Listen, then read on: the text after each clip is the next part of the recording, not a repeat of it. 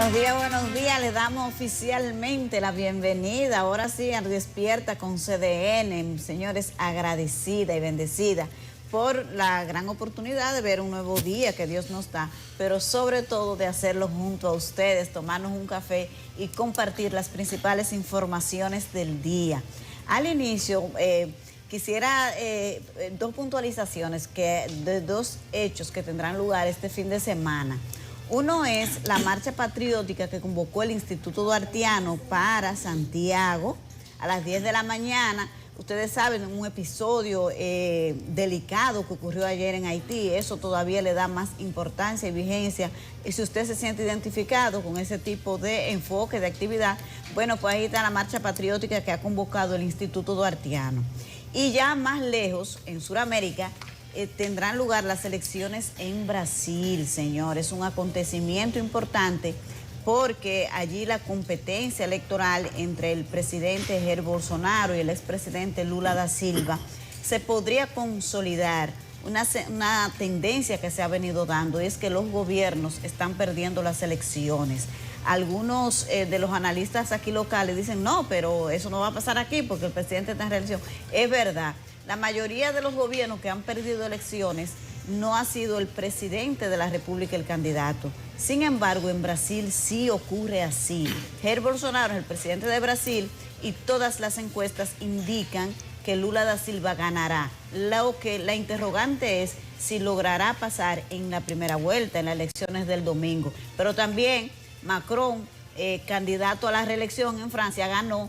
Pero Donald Trump, candidato a la reelección en Estados Unidos, perdió. En medio de la crisis, los gobiernos están perdiendo las elecciones. Así que, para iniciar el programa, quería hacer la puntualización de esos dos acontecimientos que tendrán lugar este fin de semana. Buenos días, señor Nelson Rodríguez y Héctor Marte. Buenos días, Yanesi, buenos días, Nelson, a todo el equipo de Despierta con CDN. Viernes 30, esa fecha indica que va a haber tapones. No hay que ser, ¿verdad?, una pitoniza para pronosticarlo, porque esta semana se ha complicado el tránsito y pienso que tiene que ver en gran parte con el inicio del año escolar, porque el inicio de este año escolar se dio de manera escalonada. Primero abrieron los colegios, las escuelas abrieron el pasado miércoles, pero como era mitad de semana, quizás no se sintió tanto el flujo como siempre. Cuando es mitad de semana, también es un proceso, o sea, de manera progresiva se van integrando. Y a partir del lunes, eso es una de las razones, a partir del lunes se vio, eso es una de las razones. Hay otras razones coyunturales y sobre todo unas razones que son ya de mucho tiempo y que si no trabajamos en eso, pues entonces se puede decir que va a colapsar. No me gusta el término porque es un poco tremendista, pero realmente cuando uno ve el tránsito aquí en la ciudad de Guarapico, uno le llega eso a la mente. Hoy es, como dicen en las redes, viernes, pero ¿a qué costo? O sea, una tremenda semana. Y esta semana que está cerrando con estos incidentes, estos hechos,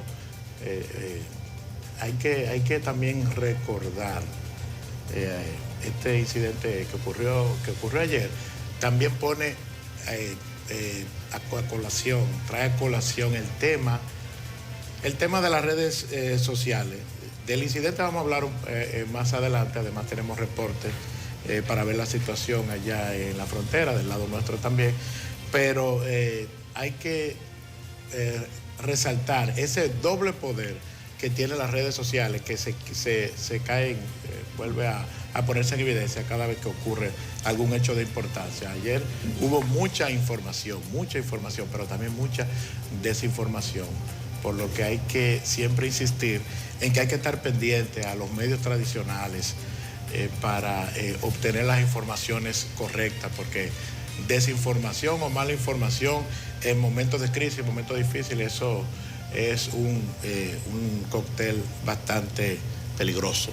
Buenos días, viernes 30, quincena, por eso Marte Pérez habla de que hoy hay entaponamiento, muchos especiales. Efectivamente, Marte, las redes sociales, pero también un periodismo que no verifica y no contrasta. Ahí mataron 2 o 3 gente. ¿Y cuántos muertos que van? No, dice el ministro de Defensa, Díaz Morfa, ningún muerto. ¿Y cómo fue? Que mataron varios. Periodistas de que ven sangre ahí o una persona desmayada la dan por muerta. Pero verificar, contrastar, ir a los hechos, eso es importante. Y además, en temas tan sensibles como este de Haití, la frontera, no se puede jugar con eso, pero ya hablaremos al respecto. Viernes de combustible, teóricamente debieran bajar hoy, porque en la semana ha estado por debajo de los $85. Recuérdense que la promesa era que cuando estuviera entre $85 y 115, el gobierno iba a asumirlo, a subsidiarlo, por 4 meses, a partir del 7 de marzo. Pasaron los 4 meses, era con un mínimo de 16.000 millones, pasaron los 16.000 millones, ya van por 28.700 millones, y aunque esté por debajo de 85, no se subsidia. Esperemos, pero el gobierno no quiere problemas de ningún tipo. Hoy correspondería a bajar, pero el gobierno no quiere problemas.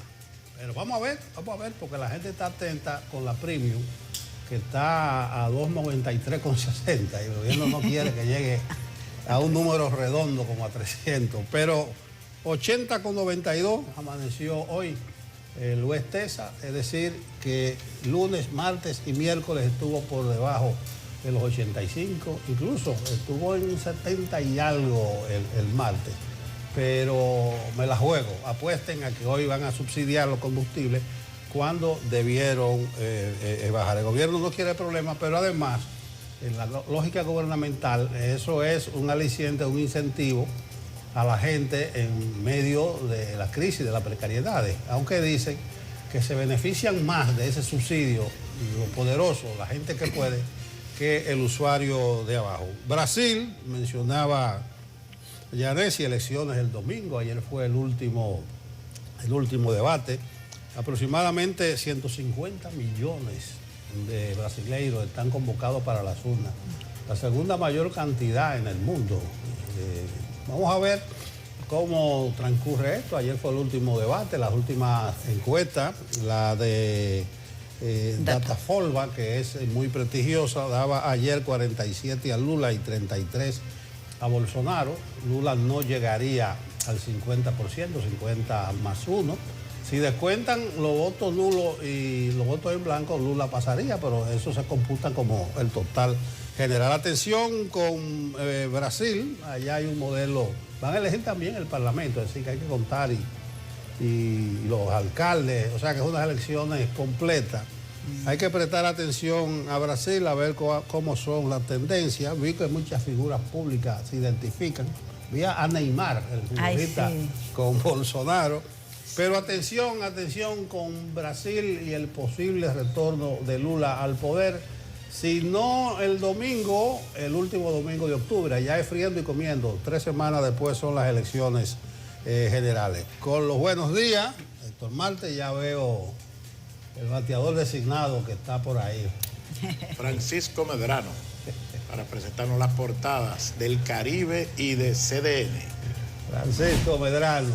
Hola, ¿qué tal? Ahí lo presentó Héctor Marte con el rostro mío. Estoy pegado en el switch yo, flaco. Buenos días, estamos con el brazo caliente porque ya venimos de la plataforma de 6 a.m. de la mañana y continuamos ahora en Despierta. Vamos a ver qué tiene el periódico de nuestra casa, el periódico El Caribe, en su portada de este viernes 30 de septiembre. Iniciamos rápidamente con el 4% para la educación, el cual recibirá el 22% del presupuesto general del año 2023.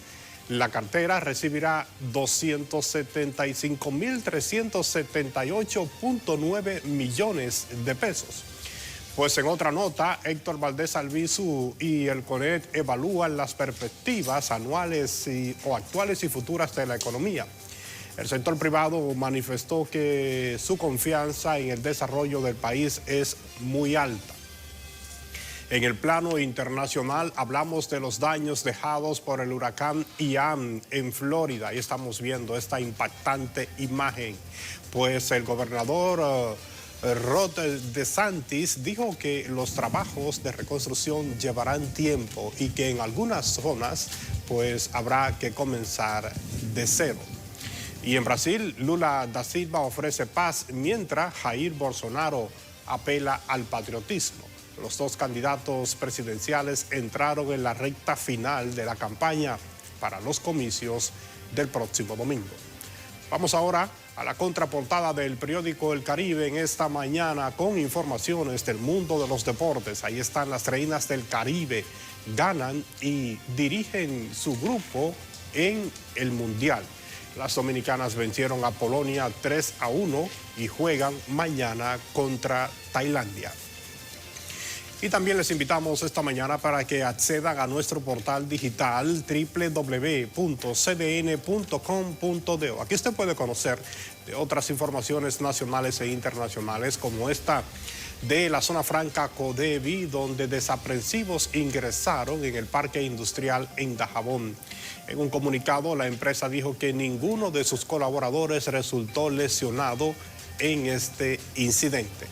En otra nota, tras las denuncias de nombramientos de maestros que no habían aprobado el concurso de oposición docente, Educación prohibió de manera provisional el nombramiento de personal docente.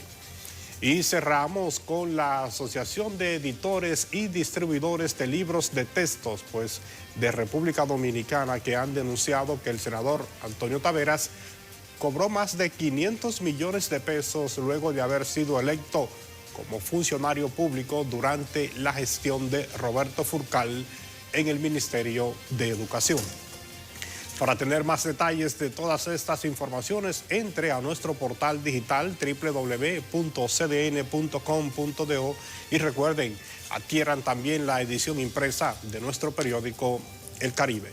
Es todo lo que tenemos por el momento. Retornamos nuevamente con nuestro queridísimo Héctor Marte allá en el set central de Despierta con CDN. Héctor.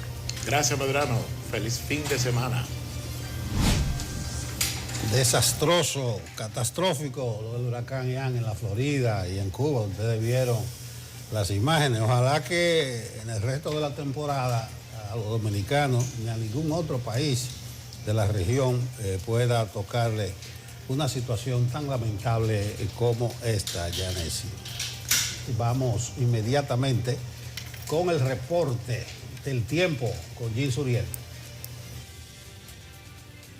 Muchísimas gracias, muy buenos días. La vaguada va a seguir influyendo en nuestra región, especialmente después del mediodía, aportando un panorama meteorológico lluvioso. Especialmente después del mediodía, al inicio de la tarde, podrían incrementarse los nublados hoy hacia el noreste, también hacia el sureste del país. Al final de la tarde, la nubosidad estará extendiéndose hacia la cordillera central, la zona norte y también hacia el noroeste. Mucha atención porque los modelos de pronóstico están presentando la ocurrencia de lluvias fuertes en ocasiones al final de esta tarde y también al inicio de la noche hacia las regiones norte y noroeste, donde podrían desarrollarse descargas eléctricas y algunas ráfagas de viento, posibilidad de algunas inundaciones urbanas repentinas. Vamos a tener la vaguada durante los próximos días y este fin de semana también los modelos de pronóstico están presentando precipitaciones en gran parte del país. Vamos a ver el pronóstico extendido que está presentando para República Dominicana hoy, con posibilidades de lluvias en la capital dominicana. Mañana seguiremos con este mismo panorama y el domingo el cielo se tornará parcialmente nublado sin descartar algunos chubascos. Para Santiago de los Caballeros, el panorama y el pronóstico extendido está presentando igual posibilidad de precipitaciones esta tarde, mañana también por la influencia de la vaguada, el domingo el cielo parcialmente nublado. Y hacia el este del país tendremos en el panorama meteorológico la producción de aguaceros esta tarde y esta noche, mañana también con posibilidad de precipitaciones y el domingo el cielo parcialmente nublado. Estas han sido las informaciones meteorológicas. Bueno, ahí lo vieron, una vaguada aportará lluvias, aguaceros en gran parte del país. Bueno, ahora sí llegó una sección que me encanta, nuestra gente que hace contacto tempranito a través de Facebook Live. Los vamos a saludar a Luis René Díaz, que nos dice buenos días. Lo que me gusta es que pongan desde dónde, porque es importante eso, para saber desde cuáles lugares hacen contacto tempranito con nosotros. Dice Lorenza Mercado Morris, oigan bien lo que nos pregunta, ¿ya desayunaron? A esta hora tan temprano, Lorenza, ¿y quién come tan temprano? Lo que yo llevo son 3 tazas de café. Y hay gente que es usted, pero si usted se desayuna así tempranito, buen provecho, Lorenza. Jesús Pérez, buenos días y bendiciones. También para ti bendiciones. María Digonera Diloné, buenos días. Ay, pónganos de donde nos escriben, mi gente. Giovanni Collado, bueno, dice Giovanni que él tiene mucho tiempo hablando del tema haitiano. Sí, aquí lo sabemos bien. Y que la ONU no hace nada. Eso también lo sabemos, Giovanni, pero hay que seguir insistiendo porque el tema se pone cada vez más delicado. Dice Delvis Rodríguez, buenos días desde la provincia de Dajabón. Hola, Delvis, siempre nos saluda y nos encanta esa fidelidad. Pedro Solano, buen día, seguimiento a la fila de Gregorio Urbano Gilbert en Villamella. Ajá. Ah, que hay muchas filas. ¿Será una fila de metro que dice? Es el metro. Ah, en el metro, sí, en las redes sociales, señores. Han corrido unos videos de filas kilométricas en el metro de Santo Domingo. No sé si es que quizás algunos vagones han salido o que hay más gente utilizando este servicio, pero la verdad es que parece ser que esto empieza a preocupar. Dice Berkis Pichardo, muy buenos días, equipo de CDN, buenos días para ti. Entonces, Matea Gil Adame nos dice, buenos días y muchas bendiciones desde Río San Juan, así me gusta, que pongan desde donde. Felicidades para ustedes, buen fin de semana y cuídense que ustedes vieron que Jean Suriel ya anunció una vaguada, así que a llevar los paraguas. Daniel Fernández Santana, buenos días para ti también, Daniel. Roquito, buenos días para ese tremendo equipo, me encantó eso de tremendo. Ustedes saben que vengo los viernes de vez en cuando, pero aquí estamos.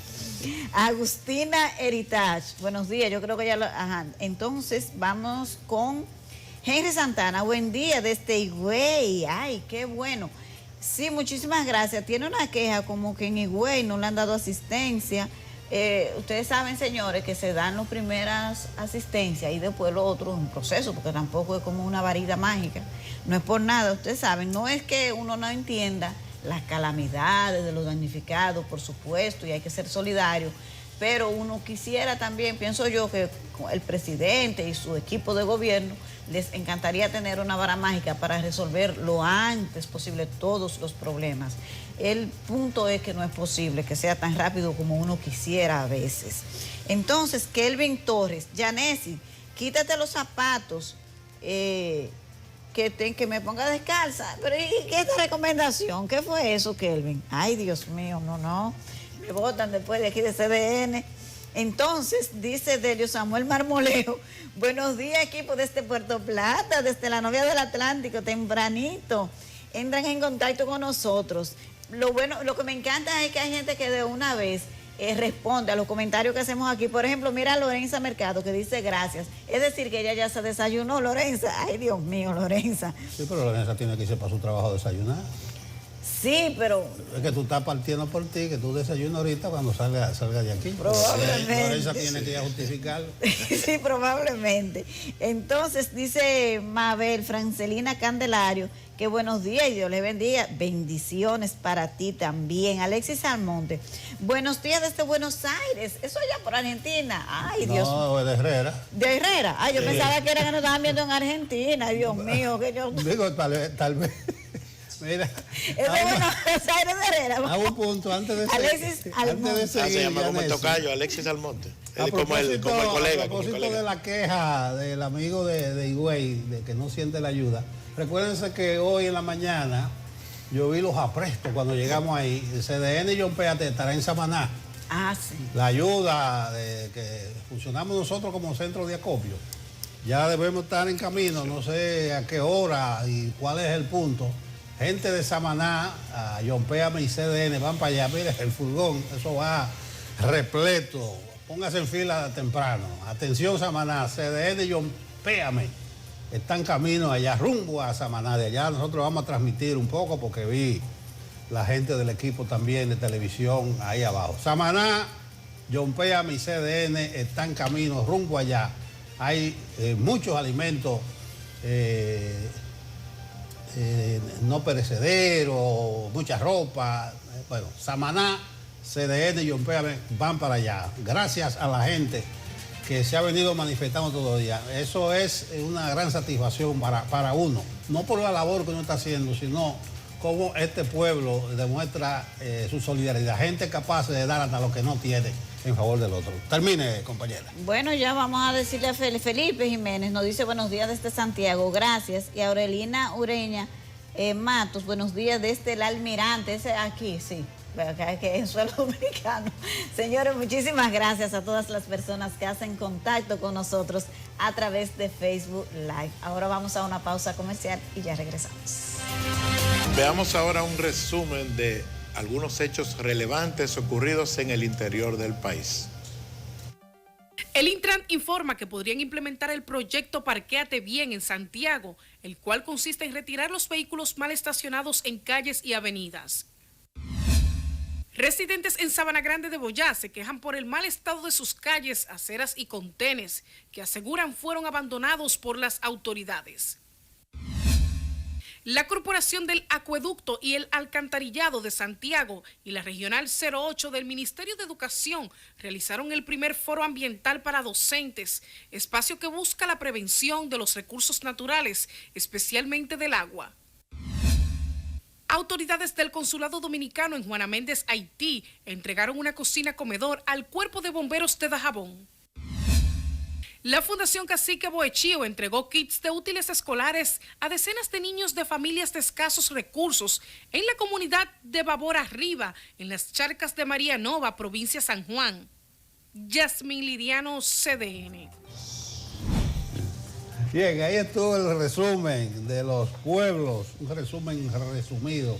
Señores, decía Héctor Marte, hablando de las redes, de los medios digitales, que son importantes porque pusieron al país al tanto, al instante de lo que ocurrió en Codevi, la zona franca, que está del lado, lo primero que está del lado de haitiano, en Juana Méndez. Mucha gente decía que era en Dajabón. Lo segundo es que mataron 2, mataron 3, no hubo muertos. Un confuso incidente, vamos a decir. Una turba de manifestantes haitianos. Se llama Compañía de Desarrollo Industrial, mejor conocida por su sigla de Codevi. Ella opera en la comunidad haitiana de Juana Méndez. Tuvo ayer que despachar a su personal, por eso el corredero, porque varios individuos penetraron al lugar de manera abrupta, destruyeron parte de alguna maquinaria, algunas instalaciones. Pero vamos a ver el reporte en detalles que nos lo tiene Francis Zavala. De acuerdo con la empresa Codevi, todo su personal resultó ileso tras ser protegido al activar el protocolo de seguridad. La irrupción la cometieron individuos haitianos a los que definió en un comunicado como desaprensivos. Informó que las personas ingresaron al parque y crearon disturbios en algunos depósitos de alimentos y destruyeron parte de las instalaciones. En las imágenes se observan a empleados salir con aparente temor y algunos llorando, mientras familiares se veían angustiados fuera de las instalaciones. Se acabaron con todo. Ay, Dios. ¿Qué tú pudiste ver? Ay, no quiero hablar. No quiero hablar, déjala. Un desorden que no tiene Codevi que ver nada con eso. El desorden lo ocasionaron ellos por un accidente que hubo. El síndico de Juana Méndez tenía una camioneta parada en el mismo puente, algo como a propósito, cosa que no sabemos, pero es de muy mal gusto lo que se vivió allá adentro, de muy mal gusto. Muchas puertas, muchos vidrios rotos, muchas puertas rotas, un desorden generalizado. Tú ves mi hija que trabaja ahí, que vine yo. Ahí ella está llamando a la casa, que hay un rebú, están tirando piedras, ya están trancadas, están ahí, no puedo salir. El ministro de Defensa dominicano afirmó que la frontera está tranquila.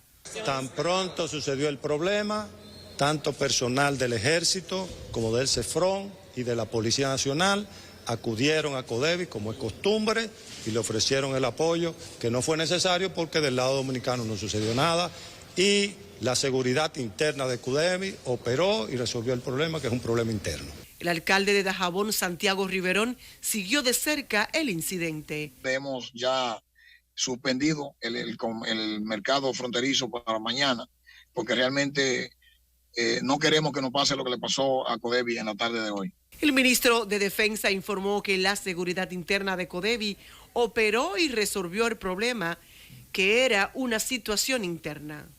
El Parque Industrial Codevi de Capital Dominicano, pero con operación del lado haitiano, laboran más de 20.000 personas, de las cuales 19.000 son haitianos. Francis Zavala, CDN. Un incidente confuso, como decía Nelson, porque todavía faltan detalles por conocer, pero todo indica, que es una de las cosas que se decía y también hay que aclarar, que no se trata, que no es un problema vinculado a las bandas como tal, que inicialmente se dijo esa versión junto con otras cosas que tuvieron que aclararse, como decíamos ahorita, el tema de que no fue del lado dominicano, sino del lado haitiano, de que no hubo muertos, tampoco parece que heridos de importancia, todavía hay algunos datos que hay que aclarar.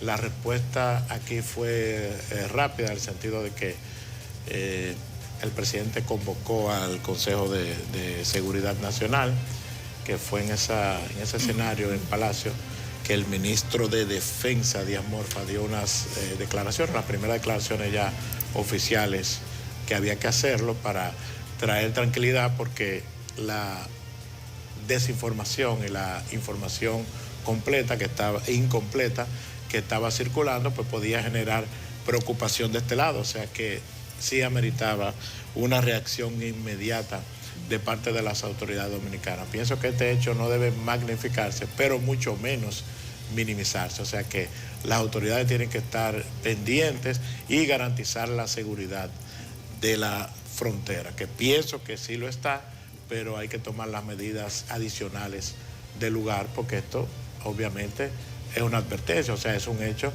que preocupa no solo por lo que ocurrió, sino por lo que podría ocurrir. Así es. La verdad es que esta situación, señores, del problema, del caos que reina en el vecino país, me parece que ese episodio de ayer, además de confuso, es delicado.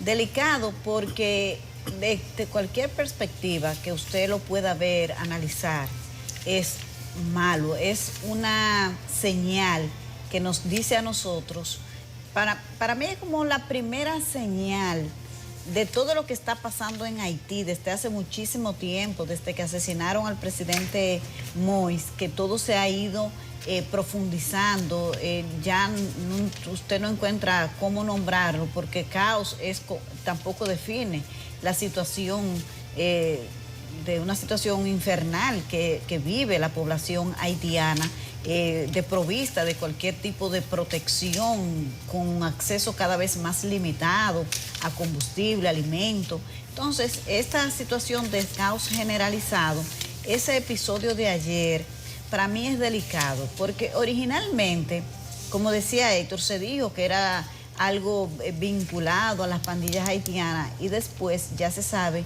que no fue eso lo que ocurrió.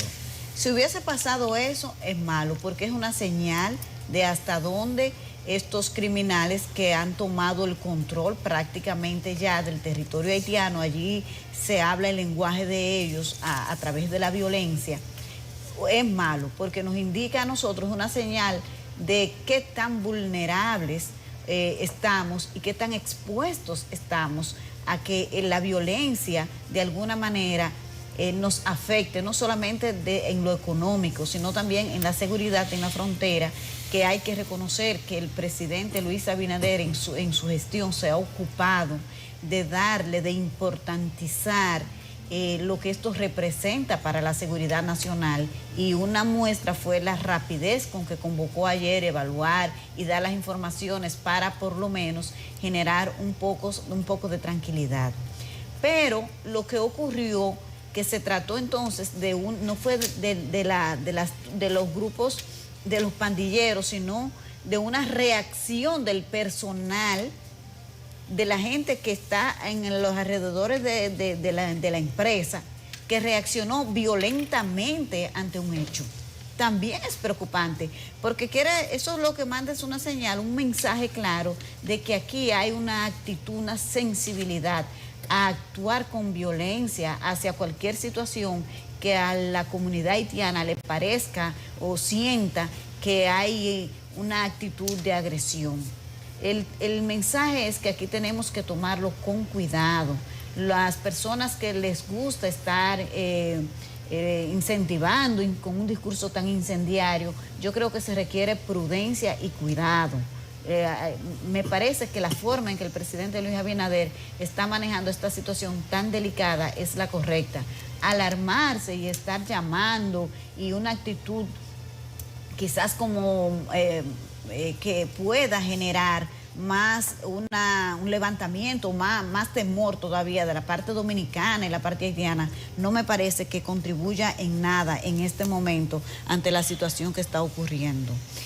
A propósito de eso, señores, entonces les decíamos al inicio del programa que está la marcha patriótica que se convocó para mañana en Santiago, el Instituto Duartiano. Y esta historia la tenemos completa aquí mañana, le vamos a dar cobertura. Ahí está el presidente del Instituto Duartiano, Wilson Gómez, cuando se hizo la rueda de prensa donde se presentaron todos los detalles. Entonces, esto va a partir del Parque Colón, recorrerá la calle El Sol y concluirá en el Parque Duarte de Santiago. Así que toda la gente de la región del Cibao, que sé que muchos quisieron participar en una primera marcha que se hizo aquí en la capital el 6 de agosto, ahora tienen la oportunidad de apoyar esta manifestación si es que están de acuerdo con ella y se identifican con este tipo de actividades, Nelson. La demanda, ¿verdad?, es para que la comunidad internacional, principalmente la ONU, la OEA, Estados Unidos, Francia y Canadá, asista a Haití en su proceso de rescate y reconstrucción integral. Tenemos más información sobre esta convocatoria. Reiteramos que el esfuerzo de rescate y reconstrucción que hemos estado demandando de la comunidad internacional y de las grandes naciones es lo único justo, racional y moral, y es lo que imponen elementales principios del derecho internacional. Y es además lo que en verdad deseamos los dominicanos en función de nuestros propios intereses nacionales, que es fundamentalmente contar con una nación vecina insular organizada. Bien, ahí está la convocatoria del Instituto Duartiano, marcha patriótica en Santiago. Eso será a las 3 de la tarde partiendo del Parque Colón. Ojalá va a recorrer la calle El Sol y concluirá en el Parque Duarte, allá en la ciudad Corazón. Hay que dejar al Instituto Duartiano y a todo el que quiera manifestarse que vaya a esa marcha patriótica. Como dominicanos tienen el derecho. Ojalá que no se trate de desnaturalizar. Y yo recuerdo la que se hizo en la capital, que provocó más revuelo que la marcha, declaraciones de un ministro diciendo que es una manifestación de odio contra el pueblo haitiano. No. Esta es una situación bastante delicada. Yo viendo lo de Juana Méndez, lo de Codevi, esa señora o joven señora llorosa, desesperada, por el incidente, podría ser un incidente menor, pero de seguro a ella le dijeron que llegó una banda haitiana y la imagen de esas bandas crueles, barbáricas, lo que da es para uno desesperarse y morirse del miedo. En ese sentido, yo quiero llamar la atención de lo siguiente. Lo que está en juego ahora es la seguridad nacional. La seguridad nacional es un problema de seguridad nacional. Lo que está ocurriendo en Haití, señores, nos pone en peligro a nosotros como nación. Y esto no hay que de odio, que es racismo. Yo no tengo ese problema y no soy ultranacionalista ni nada que se le parezca. Pero hay que arrimar el hombro a las autoridades, al presidente Abinader, a las Fuerzas Armadas, para que proteja bien nuestras fronteras. Lo que está ocurriendo en Haití, señores, puede degenerar en una catástrofe. Ahí está todo fuera de control. Entonces, en ese sentido, llamo la atención de lo siguiente. Ayer un grupo de haitianos, convocó una manifestación en el altar de la patria con encendido de vela, y que para rechazar el odio. Eso apoyado por el grupo pro haitiano dominicano, o sea, el nacionalismo haitiano de algunos dominicanos. Se denunció y se mencionó los nombres de Matías Bosch, de Ana Belique, ¿cuántos ríen de la Belique? Y Maribel Núñez, que eran la parte dominicana que apoyaba eso. Interior y Policía prohibió esa manifestación. Y fue correcto, una decisión muy correcta del ministro de Interior. ¿Por qué? Porque un grupo de dominicanos en su derecho dijo, vamos para allá y lo vamos a enfrentar. Ahí vi nombres como el amigo Luis el Gallo. Y algunos, vamos para allá. Ellos van a ver quiénes son los dominicanos. Bueno, miren cómo llega la cosa. Pero independientemente de eso que pudo haber ocurrido ahí, creo que es una provocación, que es una necedad de esos haitianos y de los dominicanos que apoyan a los haitianos, tratar de convocar una manifestación que contra el odio, contra el racismo, cuando lo que está en juego es la seguridad y la estabilidad nacional, la soberanía nacional del pueblo. Esto no es un problema que de odio, de cosas. Claro que existe y todo el mundo lo sabemos. Y eso está explicado históricamente, sociológicamente. No vamos nosotros a ocultar esa realidad.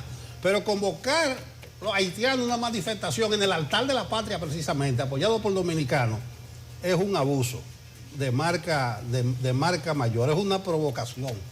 Eso no puede suceder ahora. Entonces yo llamo la atención al respecto. Hay un punto delicadísimo de la situación haitiana, quizás como nunca antes. Y lo estamos viendo, señores, eso está documentado, eso está en imágenes. Un país que ha matado a su presidente, que secuestran, bueno, no tengo yo que decir al respecto, sí llamar la atención. Y a propósito de la marcha de mañana, ahí está marchando. Entonces, si haitianos residentes en República Dominicana están convocando manifestaciones, eso puede interpretarse que están actuando como quinta columna. ¿Qué es lo que es una quinta columna? Desde el territorio dominicano, haitianos socavando la estabilidad nuestra y socavando la posición firme y decidida del gobierno dominicano. Entonces eso es actuar desde dentro. Por eso hablamos de quinta columna. Haitianos que quieren montar una cabeza de playa en territorio dominicano. Bien por el Ministerio de Interior y Policía, ahí vi mucha gente hablando tontería y que los derechos, ¿qué derechos, si lo que está en juego es la seguridad nacional? Bien por Chu, por el Ministro de Interior, porque no debió permitirse esa actividad, pero mucho más si grupos de dominicanos, hay varios nombres, me llegó el de Luis el Gallo, decían que iban para allá a enfrentarlo. ¿Qué pueden hacer las autoridades? Entonces, lo que está en juego ahora es la seguridad nacional. No sé si hoy va a funcionar el mercado de Dajabón, porque a propósito de lo de ayer en Juana Méndez, el alcalde dijo que estaba suspendido el mercado binacional de los viernes, los lunes y los viernes. No sé, debiera celebrarse porque como se vio, eso no está relacionado necesariamente con la inestabilidad imperante en Haití, ese incidente, y lo explicaron muy bien algunos de los obreros, algunas autoridades. Tanto así que dice el ministro de Defensa dominicano que ellos fueron, pero no tuvieron que intervenir porque la seguridad interna de Codevi sofocó eso y lo llevó al orden. Pero ojo, atención, no nos juguemos con eso. Y ojalá que después de la marcha de mañana en Santiago no aparezca ningún ministro socavando la posición del presidente diciendo que eso es odio, que eso es racismo. No. Estamos nosotros muy preocupados. Y la preocupación nuestra es que la comunidad internacional no está tan preocupada como debiera estar por lo que está ocurriendo en Haití. Dejémonos de juego, dejémonos de juego. Bueno, esa actividad, si se hubiera dado, hubiera tenido posiblemente consecuencias, o sea, se iba a incidentar. Así que lo mejor que hizo el Ministerio de Interior y Policía fue impedirla.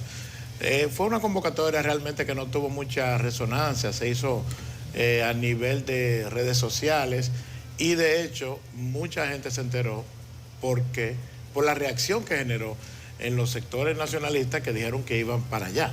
O sea, yo creo que esa respuesta tuvo más visibilidad y tuvo más resonancia que la misma convocatoria.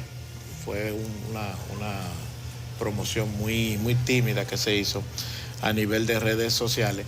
El cuestionamiento que vi que se le hace al Interior de Policía, al Ministerio de Interior de Policía, no es tanto por la decisión, sino por el término que utiliza. Dice que grupos pro-haitianos.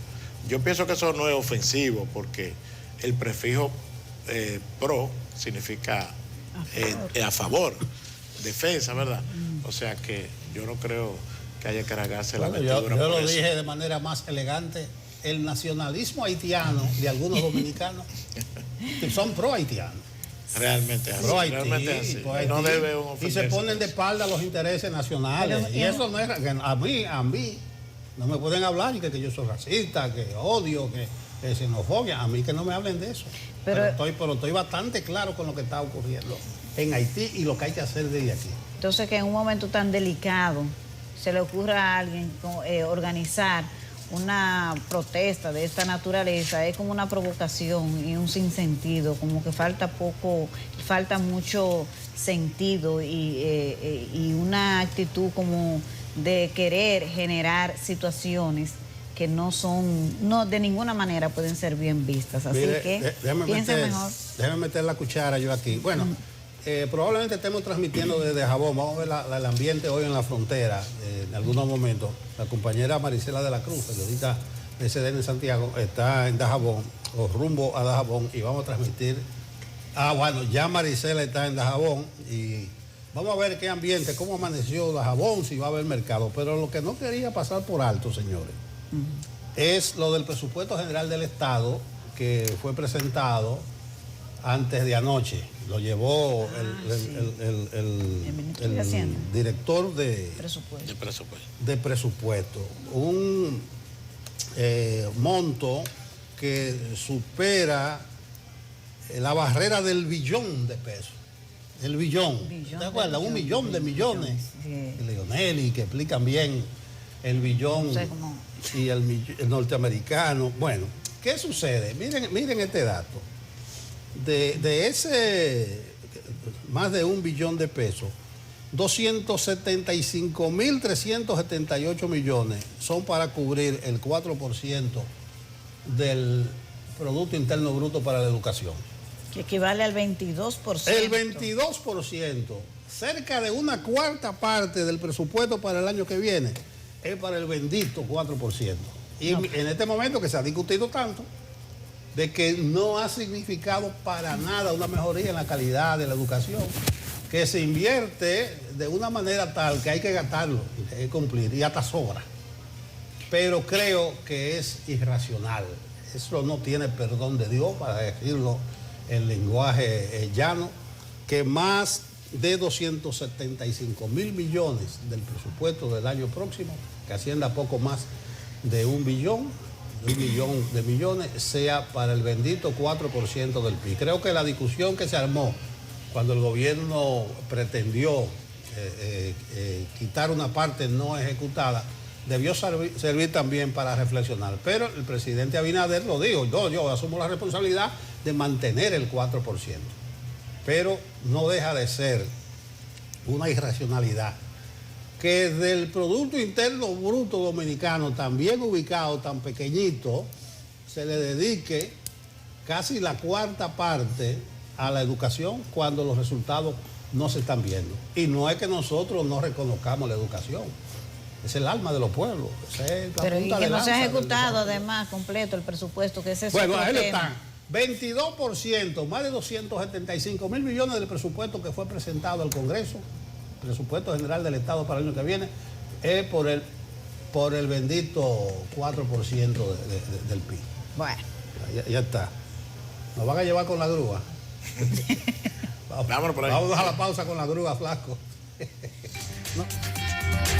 Estamos de regreso en Despierta con CDN y vamos a hablar de un tema que a todos nos gusta por importante, de salud mental. Aquí tenemos al psiquiatra José Miguel Gómez, que hoy, ustedes saben que pasó Fiona, Ian en la Florida acabó en Cuba. Entonces, ¿cómo manejar la salud mental después de un desastre natural de esta naturaleza? Bienvenido, doctor, y gracias.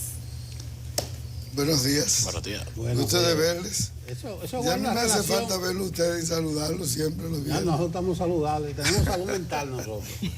Eso tiene mucho que ver con pérdidas materiales o con algún tipo de impacto en la familia. Explíquenos, doctor.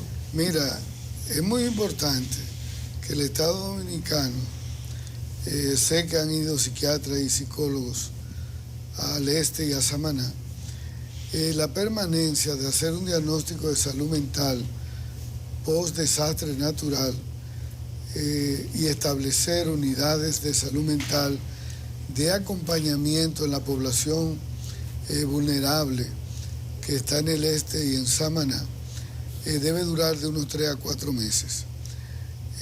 Yo he tenido la experiencia de trabajar desastres como el de Jimaní, que los pude coordinar por más de 2 meses, y realmente cuando una población es sacudida de forma sorpresiva, donde hay personas que pierden la casa, que pierden los jaguares, que pierden los documentos. Una de las cosas más impactantes en un ser humano es cuando perdió sus documentos, cuando una familia pierde las actas de nacimiento, la cédula, los libros escolares, un pasaporte. O cosas que tienen valor sentimental la tarjeta también. del banco, la fotografía que guardó de la boda de la hija, de los bautizos. Es decir, la gente a veces cree que eso no es impactante. Y eso es tan impactante para una persona porque ha perdido parte de su historia, de la construcción emocional. Entonces, en el este, uno puede ver ese desastre en Samaná, donde esa población vulnerable lo perdió todo. Y cuando usted de pronto pierde todo lo construido, a base de esfuerzo y de sacrificio, y son gente pobre de la exclusión social, de la marginalidad, donde por ejemplo el Ceibo, que es una provincia histórica, de las más viejas, sin embargo el Ceibo es una de las provincias más pobres, más excluyentes socialmente. Entonces hoy en día tú te vas a encontrar que ahí en todo el este va a haber un resurgimiento de problemas de salud mental grave en esa población. En esa población hoy en día, porque ya lo hemos visto, yo tengo amigos, médicos y enfermeras por esas áreas que me han llamado, y ahí ya hay muchísima gente que no duerme. Uno porque no tiene donde dormir, o otro porque está durmiendo en un familiar, ¿verdad? Porque no puede concentrarse y conciliar un sueño donde realmente tiene que presenciar y ver y observar que no tiene techo, que no tiene casa, que no tiene ajuares. Entonces, muchos trastornos de insomnio, muchos trastornos de ansiedad, de pánico, de estrés agudo y de estrés postraumático.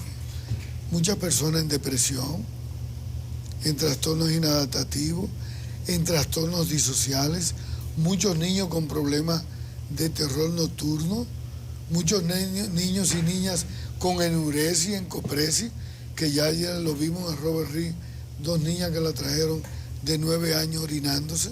Entonces, todo eso son problemas de salud mental en esa población vulnerable.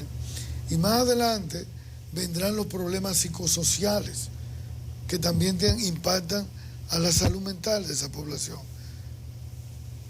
Problemas psicosociales como por ejemplo la pérdida del empleo, el abuso y el consumo de alcohol como una manera de evadir realidades, la prostitución, el trabajo infantil, la deserción escolar. Muchos de esos niños se van a quedar sin escuela, o adolescentes que van a abandonar la escuela para poder trabajar.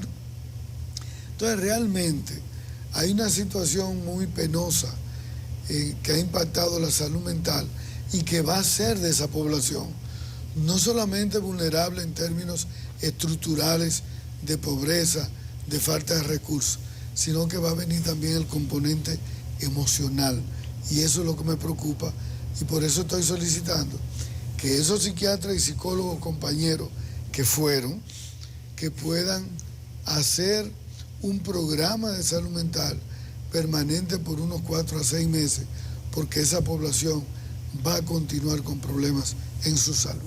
Las autoridades tienen el personal y la preparación adecuada para dar respuesta a estas situaciones. Sí, aquí hay muchos psiquiatras y hay muchos psicólogos, y la Fuerza Armada y la Policía, la Marina, la Fuerza Aérea tienen psiquiatras y tienen psicólogos, que eso se manda semanal, un grupo de intervención, y ya está al día de hoy. Me imagino que con esos niños hay que empezar a hacer dinámicas. Fíjate que el programa en salud mental de intervención en población de desastre es llevar a la gente a la normalidad lo más pronto posible.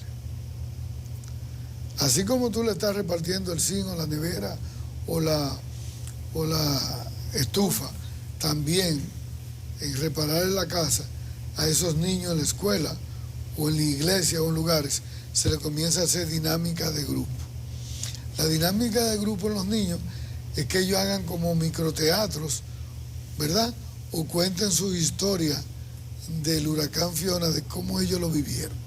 Y en la manera en que ellos dramatizan, hablan, expresan, cuentan, uno hace un cuento, uno dice el otro, el niño va evacuando, va diciendo todo su tormento, y eso lo va alivianando, y ve las experiencias de otros niños, y entonces el duelo de la pérdida y de la vinculación con la casa, con la escuela, con el vecino, entonces el trauma es menor.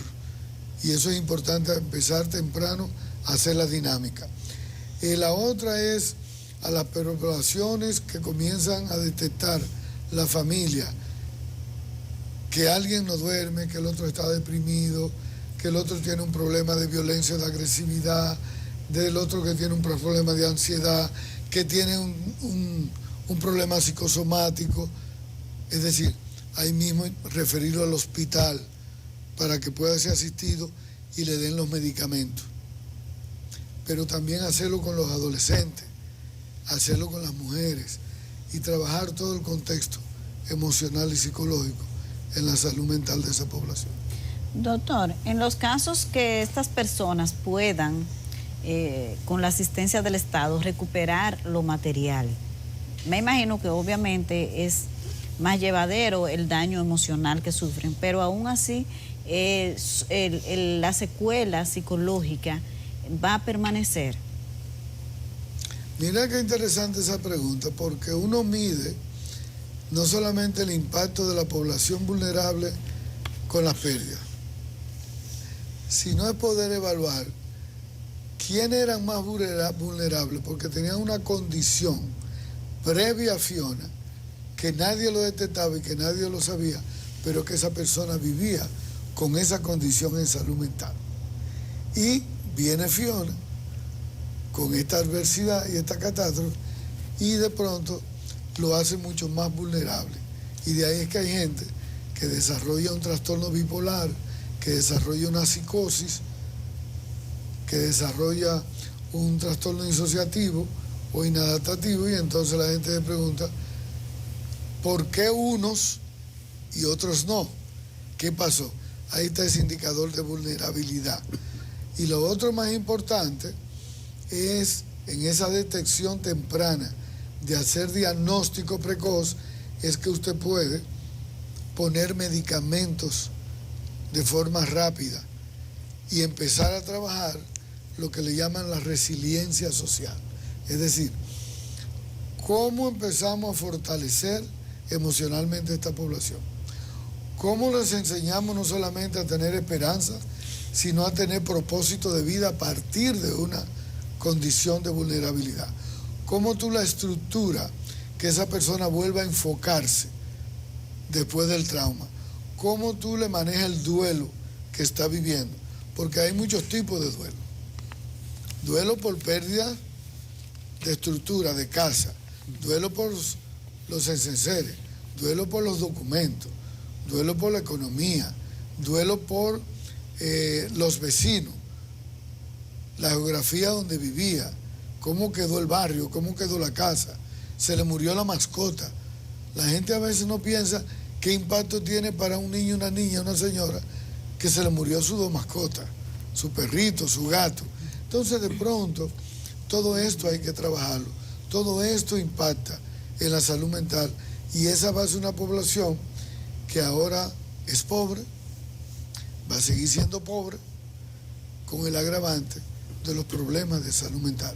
Por eso hay que acompañarlo para que el este y Samaná sea una población resiliente, que desarrollen la capacidad de sobreponerse a la adversidad, que desarrollen la capacidad para organizar un proyecto diferente. Y yo quisiera que no se queden en el acatamiento social de esperar a que le den algo y que se quede eso así. Porque le va a pasar entonces lo del grupo que vive en Barrancones, de David Federico, que están en San Cristóbal en Barrancones, hacinados, viviendo en condiciones inhumanas que es inaceptable en el siglo XXI. Es decir, que esa gente organice, la comunidad se organice para que demanden cambios estructurales importantes. Usted ha puesto el punto que precisamente yo quería tocarle. El asistencialismo, el paternalismo, son males de esta sociedad que se pueden potenciar en esa situación. El discurso que yo estoy oyendo es que nadie se va a quedar sin techo. Vamos a resolver todos los problemas. Me gustó el ejemplo de los niños que usted puso. Pero a los adultos también hay que darle participación en el proceso, hay que empoderarlo, hay que ponerlo, poner siquiera un clavo de zinc en la casa. Entonces se le está haciendo un daño gravísimo desde mi punto de vista, pero el experto es usted, doctor. Yo creo que se va a potenciar, se va a reeditar, se va a profundizar el presidencialismo, el paternalismo, todos esos males que afectan a nuestra sociedad. Que se sienta la gente a esperar que le pongan el techo, que le pongan la... ¿Qué usted puede opinar ya en esa visión más amplia, macro? Mira, los que hemos trabajado proyectos de atención primaria y hemos visto y hemos acompañado sociedades pobres, vulnerables a salir a hacer el cambio hacia el desarrollo social. Cuando tú haces asistencialismo, cuando tú haces populismo, cuando tú haces clientelismo, cuando tú le das dádivas a las personas, tú produces el parasitismo social. Tú haces al ser humano dependiente del Estado y de migajas que no van a cambiarle estructuralmente ni su percepción, ni su emoción, ni sus habilidades ni destrezas sociales para él desarrollar las potencialidades que tiene. A las comunidades hay que acompañarlas, que es diferente, acompañarla en el proceso. Le reparamos el puente, lo organizamos y los involucramos en la comunidad a la construcción de la vivienda. Yo veía a una persona que le dieron una nevera y le dieron una estufa y una lavadora. Y en la televisión yo veía cómo ella quedaba paralizada porque la casa no existía. ¿Dónde iba a poner la lavadora, la nevera? No tenía luz, no tiene casa. ¿Qué va a hacer? La va a vender. La va a vender. Algún vivo se la va a comprar. Entonces, en las prioridades, trabajar en una parte lo que es salud, porque ahí vienen también el dengue por la acumulación de agua, la leptospirosis, las enfermedades gastrointestinales. Entonces ahí tiene que haber las enfermedades infecciosas vaginales en las mujeres por el agua contaminada con que se están bañando. Entonces tú tienes que empezar programas comunitarios de atención a la salud a esa población en las enfermedades post-desastre. Por otro lado, la salud mental, y por otro lado, darle trabajo a ellos, pagarle quizás su día de trabajo para que ellos empiecen a cortar las matas, para que ellos empiecen a levantar la casa, para que ellos empiecen a acompañarlo en ese proceso. Eso es lo que da empoderamiento. Eso es lo que da rápido, le devuelve el sentido de utilidad, que hablaba tanto Víctor Frank dentro del proceso del acompañamiento asistencial. Devolverle a la gente el sentido de vida, el sentido de utilidad, que la gente desarrolle la habilidad y la destreza, se empodere, como dice el amigo Nelson, y que la gente demande, y que la gente participe, y que la gente diga, oye, pero si me van a hacer la casita del lado de la cañada otra vez, el año que viene cuando venga otro ciclón o una tormenta de lluvia vamos a estar en lo mismo. Es como las casas las retiramos de ahí. Es como le creamos la posibilidad, como las cañadas se cierran para que el agua cruce por debajo y no se desborde. Es como limpiamos bien el río. Es como el puente que se cayó lo hacemos mucho más alto. Es decir, es hacer una prevención para ver en 10, 20 años cómo esa población no vuelve a circular en los mismos males. Porque hay algo que yo he observado y me contaba una señora en el hospital. Mira, ahí hay 4 generaciones y 3 generaciones en el Ceibo de gente pobre, que el abuelo vivió en la cañada, que el hijo vivió en la cañada, que el nieto vivió en la cañada y el bisnieto está en la cañada. Es decir, ¿de qué te está hablando? Te está hablando de toda una generación circular que no ha podido salir de pobreza, que no ha cambiado, no ha tenido movilidad social para sentirse digno, para ser diferente. Y eso es salud mental. Eso es salud mental. Salud mental no es solamente dar pastillas o hacer diagnóstico, es trabajarle el bienestar social a la gente de forma estructurada. Doctor, con el paso de Fiona, muchas personas, muchos dominicanos nos recordamos de George. Hace 24 años, pero fue el último huracán quizás de importancia que pasó por el país. Cuando pasó George, un tiempo después, días, semanas, aquí hubo un fuerte rumor de un supuesto maremoto y mucha gente se lanzó a las calles. Cientos, probablemente miles de personas creyeron el rumor por inverosímil que parezca, y eso fue un estado de pánico durante unos minutos, pero afectó a mucha gente. Eso no tiene que ver, porque ese fenómeno quizás no se analizó mucho en su momento, no tiene que ver con el hecho de que la gente acaba de pasar un fenómeno y está como vulnerable y puede caer en un estado de pánico bien fácilmente. Sí, eso que tú explicas yo lo recuerdo. Cuando la gente tiene un estrés postraumático, la gente tiene miedo, la gente está hipersensible, hiperalerta, el aumento de la vigilia, y entonces si alguien despierta un rumor como que viene el mar, que va a haber un maremoto, que va a haber un temblor, la gente pierde la capacidad para discriminar y la gente actúa en colectivo. Y por eso salieron corriendo. Esa hipersensibilidad, esa fragilidad emocional, ese estrés postraumático, lleva a la gente a tomar decisiones que no son las adecuadas, porque estructuralmente la gente está desarmonizada, la gente está en incapacidad de organizar el proyecto de vida y está desfocalizado. Uno de los peligros que tienen los traumas naturales, los ciclones, las tormentas, los terremotos, los huracanes, es que desorganizan a las personas. Que el que tiene un proyecto de vida y quería o buscaba lo que iba a hacer, de pronto lo impacta emocionalmente el desastre natural, y esta persona puede de ahí en adelante cambiar su estilo de vida. Y de ahí es que tú dices que hay personas, ¿qué le pasó a fulano? Que estudiaba, que trabajaba, que se le veía organizado, y de pronto perdió el interés y ahora es alcohólico. Empezó a usar droga, se ha puesto violento, se separó de la familia y se ha quedado deambulando sin propósito en la comunidad. ¿Qué pasó?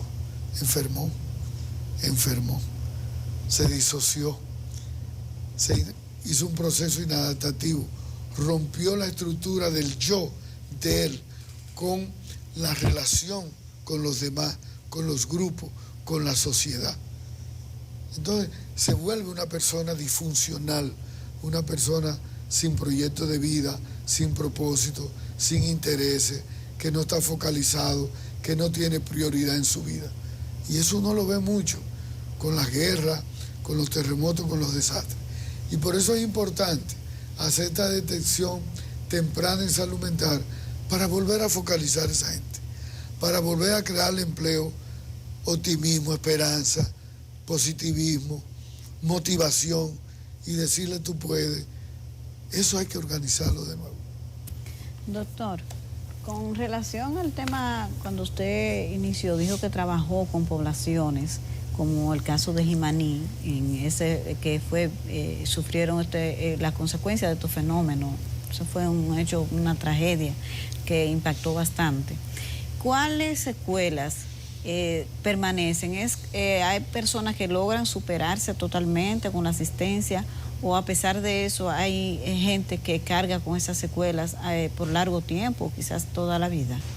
Decía Aristóteles que cada ser humano es único e irrepetible. Cada ser humano tiene una estructura emocional diferente. Entonces tú te vas a ver que hay personas que se pueden incorporar y que una situación de adversidad los hace más fuertes, los empodera más, luchan más, crecen más, aceptan el desafío, lo vencen y avanzan. Pero hay otros que tienen una condición de vulnerabilidad emocional que van a desarrollar un trastorno psicoemocional. Y hay otros que van a quedar en una lección psicosocial postraumática. Entonces uno dice, bueno, en una misma familia, tú vas a ver que un duelo representa una vivencia diferente para cada uno. Entonces, por eso es importante en la detección temprana, en los diagnósticos tempranos, los diagnósticos comunitarios, psicosociales, en salud mental, te da esa oportunidad.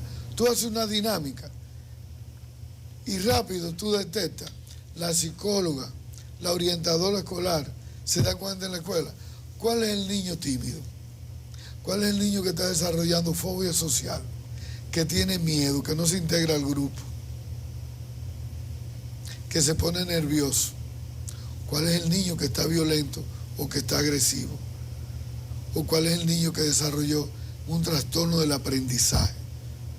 Que él iba muy bien y de pronto ya él no sabe leer o no sabe escribir. ¿Qué pasó? Entonces, cuando más temprano tú detectas eso y tú lo trabajas, tú más ayudas a ese niño o a esa adolescente. Y esa es la importancia de los diagnósticos tempranos en salud mental comunitaria y social. Escriba eso, doctor, del paternalismo, del clientelismo, del asistencialismo, de que la gente no se siente. Por ejemplo, de los niños también, si no lo ha hecho, escríbalo para que quede ahí, porque eso es importante. La gente no se da cuenta, o la gente no, las autoridades y los políticos, los que dirigen, no se dan cuenta del daño que le hacen a la sociedad. Yo recuerdo en los años juveniles, cuando el ciclón David, Yanesi ni en trámite estaba en esos tiempos, que nos fuimos un grupo de jóvenes universitarios a Jaida, y ahí nos instalamos como por un mes, y con un cura dinámico cogimos varias cuadras, y nos dieron el centro de acopio sin que yo qué, hicimos un grupo de la comunidad, y la gente estaba levantando sus techos, sus cosas, en un mes. Claro, medio esforzado, porque qué sé yo, meter un clavo, pero tenía que dar el ejemplo. Y eso me llegó a la mente cuando usted hablaba, ese tipo, a lo mejor lo está haciendo mucha gente en alguna parte, o alguna gente en alguna parte, pero eso es lo que hay que incentivar. Eso es lo que hay que hacer. Muchas gracias, doctor. Gracias, bueno, nos veremos el próximo viernes. Que tengan un feliz fin de semana. Igual para usted. Siempre. El tema de la licitación de libros del Ministerio de Educación es un tema que está sobre el tapete. Hay mucho que hablar sobre eso y por eso tenemos aquí en el estudio a Avelino Stanley, quien es de la Asociación de Editores y Distribuidores de Libros de Texto. Buenos días y bienvenido. Buenos días, un gusto estar aquí con ustedes y presentar las excusas del presidente de la asociación, Juan Colón, que debió venir a esta entrevista también, pero producto de todos los ajetreos que hemos tenido, la cena anoche no le hizo bien y se indispuso, debió ir al médico y eso, lo que es una desventaja para mí, porque él es el pico de oro, yo apenas un auxiliar. Bueno, usted es el vicepresidente de la asociación. Así es, así es. Pero qué bueno, porque por aquí se habló de lucha contra la corrupción hace un par de días. Su nombre apareció por ahí, entre otros, de la asociación. Una situación para algunos de nosotros que no le entendemos a plenitud, que es lo que está pasando.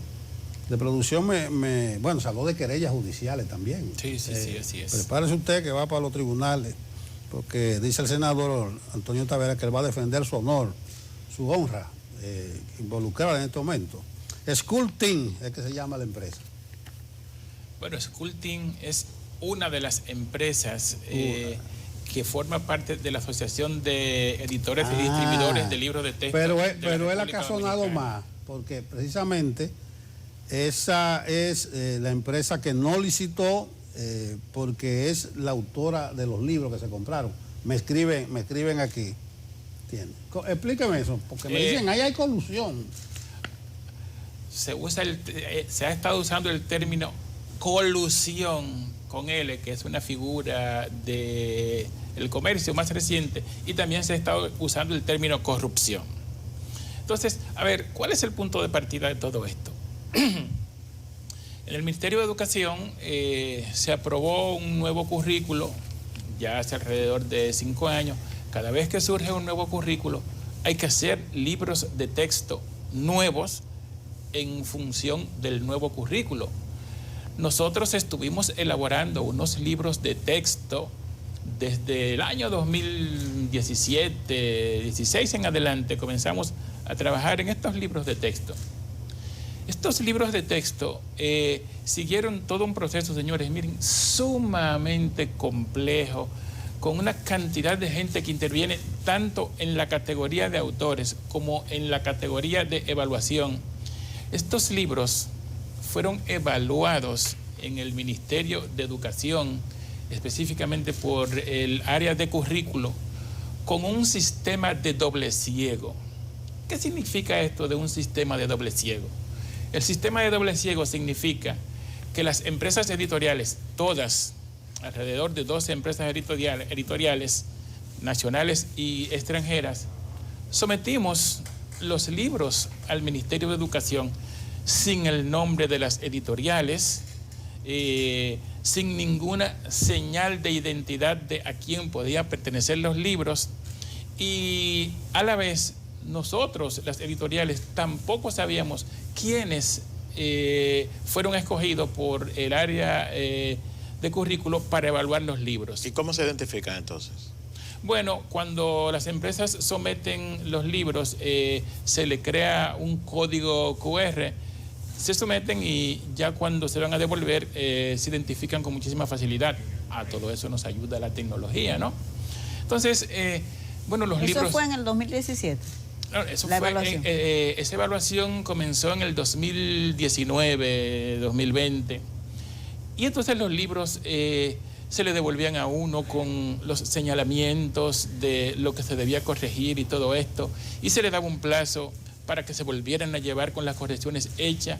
Y esto mismo, 3 rondas, en ese sentido, para todas las empresas. Los libros de las empresas dominicanas, que somos 5 en total, las que participaron en la situación, nuestros libros están entre los que tienen las calificaciones más altas. Por ejemplo, los libros que presentó Cocolo Editorial tienen una calificación de 96, 97 puntos, que se puede ver aquí. Ustedes pueden verificar las calificaciones. Juan Colón tiene las calificaciones de los libros de ciencias sociales, que obtuvo alrededor de 98 puntos. Estos libros de educación física obtuvieron una evaluación de 99 puntos de 100. Entonces, todo este procedimiento siguió un curso normal que es todo lo que se hace previo al momento de la licitación. Vino entonces la licitación. En la licitación, que también es un sistema bastante complejo, habían 14 lotes. ¿Qué es esto de lotes? Que quizás ustedes entiendan, pero los televidentes no lo entienden del todo. A ver, lo que se estuvo licitando fueron los libros del nivel secundario. Entonces, éramos 10 empresas, los libros fueron divididos así, digamos, en lotes. Los de lengua española, de primero, segundo y tercero del nivel secundario, bueno, ese era un lote. Lo mismo con los de matemáticas, ciencias sociales, etcétera. Cuando viene el resultado final de la licitación, de las 10, había 14 lotes, y de los 14 lotes éramos 10 empresas, imposible que cada una pudiera obtener 2 lotes. Entonces, las 5 empresas dominicanas obtuvimos 5 lotes. Las 5 empresas extranjeras, una de ellas obtuvo un lote y otras obtuvieron de a 2 lotes. Bueno, y todo normal, ¿verdad? Ahora, es ahí donde viene el problema. ¿Cuál es la situación que se presenta?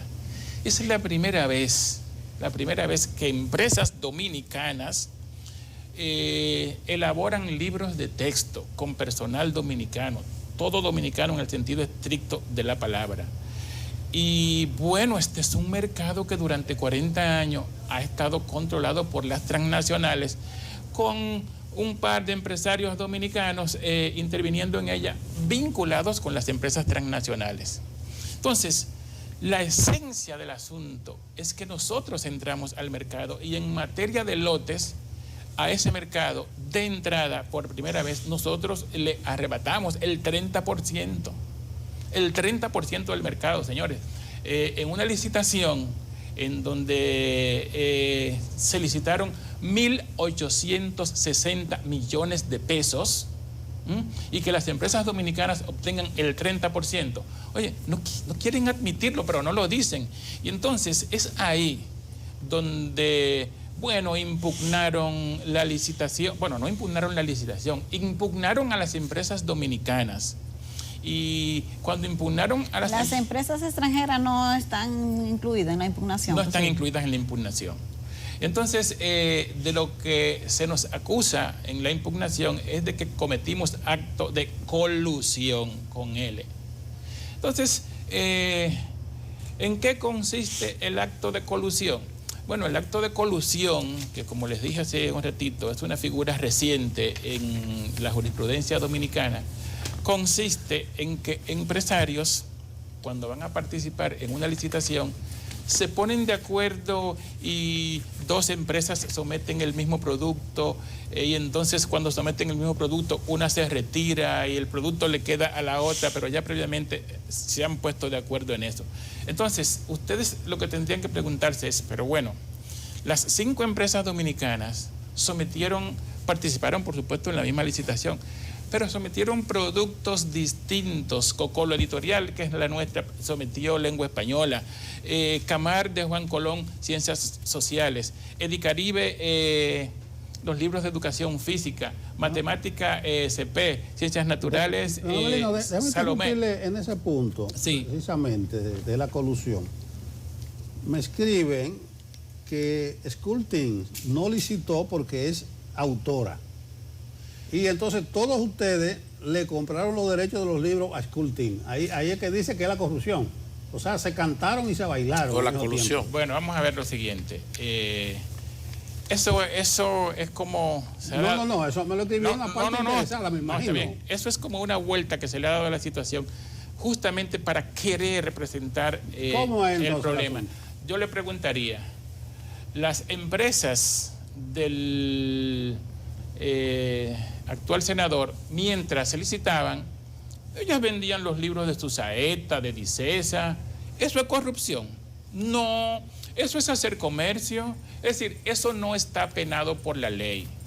Nosotros nos asociamos con Sculpting, que es la empresa que tenía la mayor cantidad de capital, y entonces Sculpting hizo un financiamiento en función de los altos costos que son producir estos Ahí tengo que libros. interrumpirlo otra vez, porque se dice, y ahí fundamentan la colusión, que el autor de los libros de Scultin es un chofer que no tiene idea de qué es el autor. Bueno, ¿qué se puede decir al respecto? Lo que le puedo decir al respecto es que este es uno de los múltiples aspectos de intento de desacreditarnos al que han acudido. Yo le podría preguntar a ustedes que están aquí, a los televidentes, caramba, se trata de 18 libros los de Scultin. ¿Ustedes creen? Oye, con todo el respeto, ¿verdad? Yo tengo un alto respeto para la gente de los distintos niveles, de las clases sociales. Cuando hablamos de un chofer, se quiere significar que es una persona que no tiene el nivel para escribir un libro. Entonces, ¿ustedes creen que una persona con la categoría de chofer puede escribir 18 libros de texto de educación física, de lengua española, de ciencias sociales? Por favor. Entonces no es un chofer el que aparece como el autor, ¿no? Como el autor. Esto lo que ha hecho es hacerle daño al sector, hacerle daño al Ministerio de Educación, hacerle daño a la educación en general. Pero ¿con qué capacidad puede un chofer escribir unos libros de texto si no está preparado, verdad? Porque puede ser que un chofer se prepare para tal. Entonces, eso es parte de la campaña de descrédito. Como también en esa campaña de descrédito han dicho que si los libros de nosotros son plagio, que si nosotros no somos editores. Oye, en el caso mío, han querido anularme como editor y yo tengo en esto desde el año 1987. Entonces, es justamente ante esta situación que nosotros, bueno, intentando como no generar una situación que problematice más el sector, quisimos como no ir más allá de la cuenta en el escándalo, pero bueno, como se ha insistido en lo mismo, nosotros decidimos defendernos, porque nosotros desde el principio sabíamos quiénes eran las personas que estaban detrás de la campaña de descrédito. Son precisamente los dominicanos vinculados al sector con las empresas extranjeras, y entonces nosotros decidimos dar un paso al frente y decir públicamente quiénes son las personas. Lo dijimos, lo reiteramos, quienes han tenido esta campaña de descrédito por los bajos son el senador Antonio Taveras y los hermanos Pablo y Ernesto Cuello de la empresa Casa Duarte. Estos últimos son representantes de una multinacional que lo que hacen es adaptar libros de texto extranjeros a la situación dominicana. Y bueno, sobre todo estos últimos que están dentro, Antonio Taveras está fuera del sector, por supuesto, por la función que está realizando. Y entonces nosotros... ¿Ellos participaron en la licitación? ¿Quién? Los Cuellos. Claro que sí, y obtuvieron 2 lotes. Pero entonces cuando la gente se dice, pero ¿cuál es el problema? El problema es que estos que están vinculados al sector no quieren que entren otros. Es decir, ustedes se imaginan de esos 1.860 millones de pesos que les hubiera tocado a esas 4 o 5 empresas que participaron. Ahora eso hay que dividirlo no entre 5, sino entre 10. Entonces ellos tocan a menos. Y pero eso es lo que se usted, está en esencia. Contrataciones Públicas lo anuló esa licitación. Entonces, usted dice que es una campaña y todo un entramado. Entonces, Contrataciones Públicas también entraría en ese entramado que usted Mire, está lo que pasa es que planteando. esto es un proceso. Cuando una empresa impugna, la impugnación entonces va a varias instancias. Una es la instancia que realizó la licitación y la otra es Contrataciones Públicas. Entonces, en ese complicado proceso, Educación debió elaborar su informe sobre la impugnación y enviarlo a Contrataciones Públicas para Contrataciones Públicas poder tener la visión de quién impugnó y de la institución que realizó la licitación. Nuestras instituciones públicas son morosas en todo y dentro de ese aspecto, entonces, Educación demoró más de lo normal en enviar su informe a Contrataciones Públicas. Contrataciones Públicas dijo, bueno, este proceso con estas empresas impugnadas queda anulado hasta que Educación envíe su documento con su visión sobre la situación. Educación, aunque tarde, lo envió, y una vez lo envió y fue visto por Contrataciones Públicas, pues Contrataciones Públicas levantó el impedimento que tenía. Quiere decir que el proceso continuó normal. Y yo debo decirle que en estos momentos no hay absolutamente nada ni anormal ni ningún problema con educación. El procedimiento ha seguido normal, pero estas personas que hemos mencionado han seguido por lo bajo en coordinación con algún medio de comunicación, buscando, insistiendo en la campaña de descrédito, y por eso nosotros decidimos dar este paso. Y yo quiero que ustedes, por ejemplo, tengan una idea de quiénes son los que están intentando desacreditar. Esto es sobre un contrato del año 2013 de Casa Duarte, de los hermanos Cuello. Los hermanos Cuello, que son parte de los que han estado detrás de esta campaña, miren cuál es el proceder de ellos.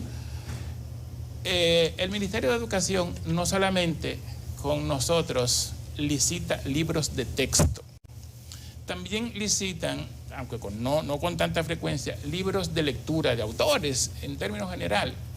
Y entonces esto es para complementar la educación de los chicos, que la lectura es de suma importancia. Entonces, fíjense el proceder de Casa Duarte, de los hermanos Cuello, en el Ministerio de Educación. En el año 2013, en el contrato número 2872, firmado con Amarante Baret, en la página 22 de ese contrato, en el lote 11, en un listado de libros, el que tiene el número 310 es Historia de la República Dominicana, de Frank Moya Pons. Ese libro en el 2013 costaba en el mercado dominicano entre 900 y 1,000 pesos. Ellos se lo vendieron al Ministerio de Educación en 4,301 pesos. Son 3 casos solamente que voy a mencionar, de muchísimos. El hombre mediocre, en esa misma licitación, el hombre mediocre que todos nosotros leímos en nuestra juventud, de José Ingeniero, el autor argentino, es un libro que ya no paga derecho de autor, ¿no? Ese libro, uno va a cualquier lugar y las ediciones mal hechas, piratas, que andan por ahí, se consiguen a 300 pesos. Pero una edición bien hecha, uno lo puede conseguir como muy caro, a 500 pesos. Yo he dado los números para que ustedes puedan revisar la licitación. Ustedes saben a qué precio Casa Duarte le vendió ese libro al Ministerio de Educación. Se lo vendió a 8,022 pesos. En el 13 también. En el 13, sí, en la misma licitación. En la misma Amarante Baret. Sí.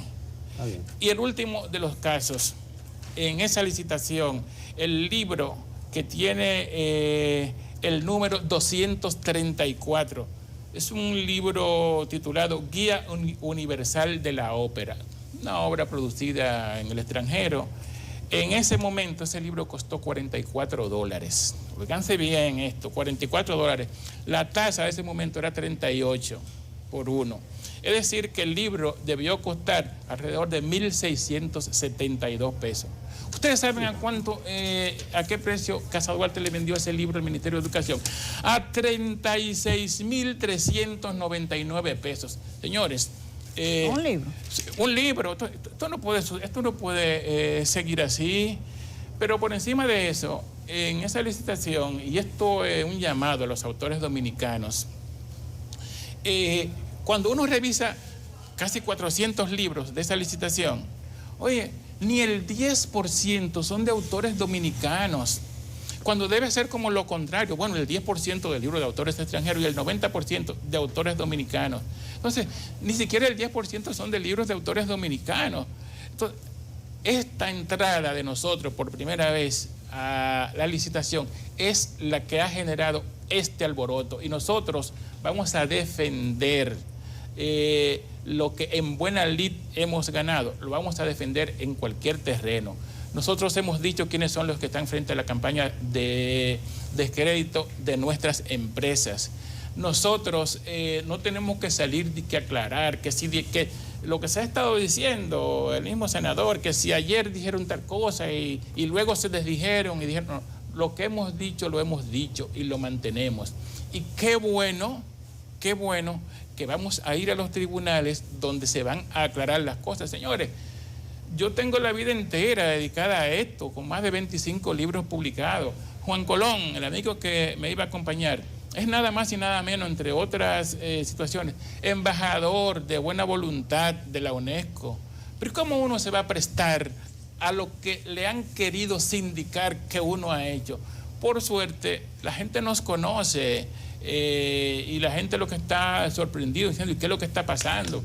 Hasta de España me han escrito, amigo, pero Abelino, ¿y esto que estoy viendo de ti? ¿Qué es lo que pasa?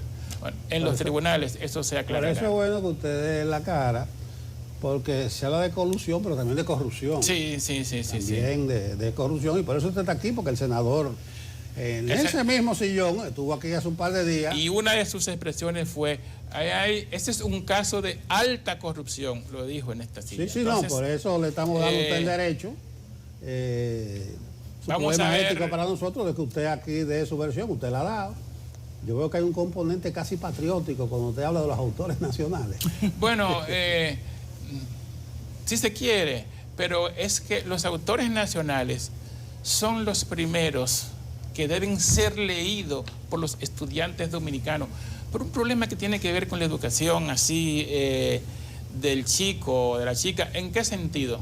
Vamos a ver, los libros de literatura, los cuentos, la novela, la poesía, los libros de historia, etcétera, que se escriben de autores nacionales, reflejan lo que es la cultura dominicana, lo que es la identidad dominicana. Y cuando un estudiante se forma leyendo autores dominicanos, entonces eso le fortalece la identidad como dominicano. Míralo ahí el senador, en ese mismo asiento, ahí está. Él le dirá, palabras traen respuesta, pero bien, él dice que va para los tribunales. Sí. Valerio, el abogado de ustedes, nos dijo a nosotros que gustoso aceptan el reto. Y nosotros, me imagino que se dirimirá en justicia esto. Lo único importante, precisamente, cuando se habla del honor, de la honra, porque ambas partes se sienten agraviadas, en este caso, en lo personal. A usted lo conocemos, Abelino Stanley, usted... que no lo conoce usted porque no es de aquí, y el que no lo conoce en el mundo editorial de los libros es porque no es de aquí. Muchas gracias. Pero ahí está, ya se mencionó lo del 13. Me llama la atención que en la rueda de prensa de ustedes de ayer dijeron que en la gestión de Fulcar el senador recibió más de 500 millones de pesos. Entonces me parece que fue democrática esa gestión, porque también ustedes fueron favorecidos en esa gestión. Bueno, nosotros estamos supliendo el ministerio. Déjeme interrumpirle. ¿Estamos listos ahora? ¿Usted tiene una actividad frente al Ministerio de Educación hoy? No. No, porque hay una actividad. Pero está D'Angelo allá. Vamos para allá. Dígame, nos fuimos al Ministerio de Educación antes de... Ok, vamos a pasar con D'Angelo a ver cuál es el ambiente allá y quién es que tiene una protesta. Que decían que eran los editores de libros. D'Angelo, adelante. Hola, ¿qué tal? Muy buenos días, muchísimas gracias. A propósito de una convocatoria a protesta que tenían aquí decenas de aspirantes, postulantes a directores de escuelas de todo el país, nosotros nos encontramos aquí, nos encontramos justo frente al Ministerio de Educación a la espera de la llegada de los convocantes a esta manifestación frente al Ministerio de Educación para exigir, demandar, ser tomados en cuenta por parte del Ministerio de Educación y ser nombrados en cargos de directores de escuelas y otros en el área docente de cada institución. Nosotros estamos aquí pendientes a la convocatoria que hasta el momento no se ha presentado. Podemos observar la presencia de algunos efectivos de la Policía Nacional vigilantes ante la convocatoria de la manifestación que se habría llevado a cabo aquí frente al Ministerio de Educación. Nosotros estamos viendo aquí algunas personas que entendemos podrían ser parte de estos convocantes, postulantes a directores. Nos vamos a acercar con ellos para confirmar si se trata de esta convocatoria. Buenos días, ¿cómo están ustedes? ¿Ustedes forman parte de la convocatoria hecha aquí frente al ministerio? ¿De qué se trata? Se trata de un reclamo que tenemos los postulantes a directores porque tenemos 10 meses después de haber pasado el concurso y los distritos no nos dan información. Otra cosa es que muchos distritos tienen diferentes metodologías para aplicar la asignación de plaza. ¿De qué se trata la asignación de plaza? La asignación de plaza es indicar a qué escuela le corresponde a un postulante. Según la orden departamental, la asignación de plaza es por orden de calificaciones. ¿Qué quiere decir? Que si usted sacó un 100 y yo saqué un 90, usted tiene que ser asignado primero que yo, independientemente de las relaciones políticas o gremiales que usted tenga. ¿Cuál es el obstáculo que entienden ustedes se le está presentando para no ser tomados en consideración como manda esa orden ejecutiva?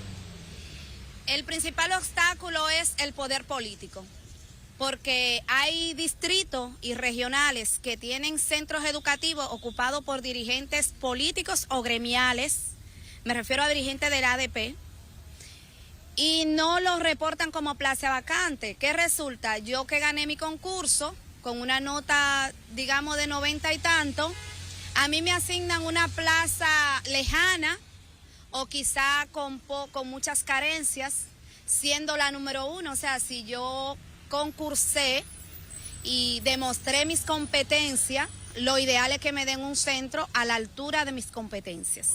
¿Alrededor de cuántas personas están así en esta condición como usted? Nosotros somos 3,000 y pico de postulantes, donde el mes pasado se decía que íbamos a ser nombrados 855 en la primera etapa, que ya esos postulantes fueron validados por el MAP. O sea, ¿ustedes son profesores, han sido docentes? Somos maestros de aulas y directores interinos que fuimos a concurso y aprobamos. ¿Qué pasa? Hay otros directores interinos, como le dije, de descendencias políticas o gremiales, que no fueron a concurso o que fueron a concurso y reprobaron. Esos directores automáticamente pierden el derecho y los distritos tienen la obligación de esas plazas a reportarla como vacante y asignarlas a los postulantes que pasamos el concurso. Muy bien, muchísimas gracias. Ahí, ¿cuál es su nombre? Mi nombre es Juana Silfa. Juana Silfa, pudieron escuchar ahí ustedes parte de los manifestantes que se estarán presentando aquí por la convocatoria, exigiendo ser tomados en cuenta por las autoridades de este Ministerio de Educación para ser nombrados, porque pasaron las evaluaciones del concurso al que se sometieron hace ya más de 10 meses y según alegan, como pudieron escuchar, por razones políticas o gremiales de la ADP, no han podido ingresar y no han podido ser tomados en cuenta, por lo que es una situación que agrava toda esta situación de la precariedad educativa que viven las escuelas en este momento, a propósito también de la falta de aulas que se ha estado denunciando de manera permanente. Mantenga la sintonía con CDN, porque más adelante estaremos presentándoles todos los detalles y los incidentes respecto a esta manifestación. Por el momento es toda la información, así yo regreso con ustedes al estudio. Gracias, Daniel. Se podría decir que educación no sale de una. Eso es 3,000 maestros que postularon para ser directores, ganaron concursos, no lo han nombrado todavía. Ellos dicen que lo están dejando fuera para favorecer, pero siga en sintonía que vamos a estar ahí. Terminamos aquí con don Abelino Stanley, es el vicepresidente de la Asociación de Editores y Distribuidores de Libros. Nos dijeron que era ustedes, los editores tienen un piquete, pero son los directores o los aspirantes a directores. Sí. Abelino, muchas gracias. Usted pudo expresarse como nos lo habían solicitado. Eso se llama derecho a réplica. Muy bien. Nosotros actuamos aquí éticamente por el librito. No, nosotros sumamente agradecidos de que nos hayan facilitado esta oportunidad. Sabemos que tenían otros compromisos, pero por este derecho a réplica nos dieron la oportunidad, cosa que nosotros agradecemos. Porque siempre es bueno esto, escuchar las dos campanas, ¿no? Como hacen algunos medios que publican una de las campanas y cuando uno pide réplica, ni siquiera les responden, y si les responden no se publica. Entonces, sumamente agradecido de esta oportunidad que nos han dado. Bueno, sáquenos a nosotros de esos medios, nosotros no procedemos así.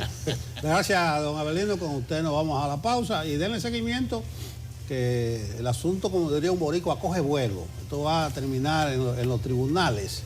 A la pausa.